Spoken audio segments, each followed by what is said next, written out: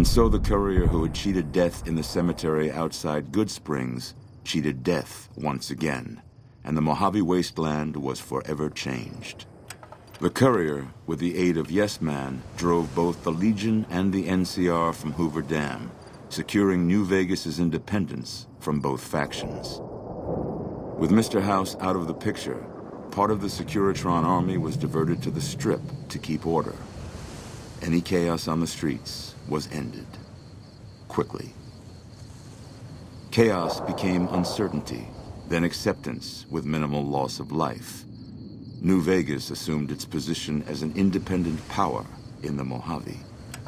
Supporting the ideals of independence, the courier was recognized as the man responsible for a truly free New Vegas.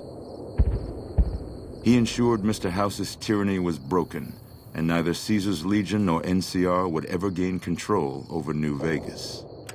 Black Mountain Radio continued to broadcast its peculiar form of propaganda. Raul Tejada faced his execution each day, though pardoned in the end. Travelers venturing too near Black Mountain continued to be harassed by Tabitha's followers. Though the wasteland became anarchic after Hoover Dam, the Boomers' display of power dissuaded fortune seekers from attempting to penetrate Nellis.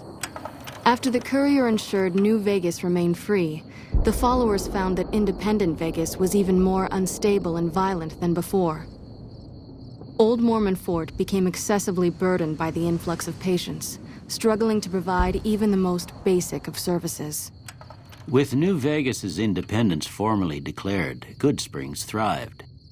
More travelers stopped by Goodsprings on their way to and from the Strip, and the locals grew prosperous from the traffic.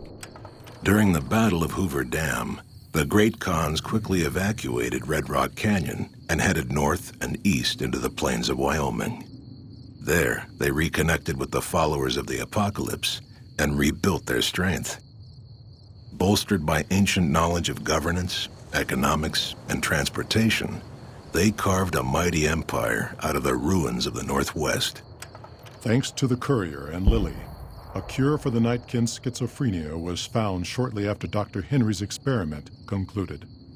Nightkin and other super mutants in the wasteland flocked to Jacobstown, and the town became known as a haven where a mutant could find peace. Lily continued to take her medicine at half doses, and although she remembered her grandchildren, her mind remained muddled and confused. Eventually, she parted ways with the courier and traveled west, seeking the remnants of her past. In the aftermath of the Second Battle of Hoover Dam, the Kings took the opportunity to viciously force all NCR citizens out of Freeside. Travelers from the Republic quickly learned to avoid Freeside if they valued their safety. After Ray's brain was transplanted into Rex's cybernetic body, it took Rex some time to adjust to the old scrapyard dog's memories.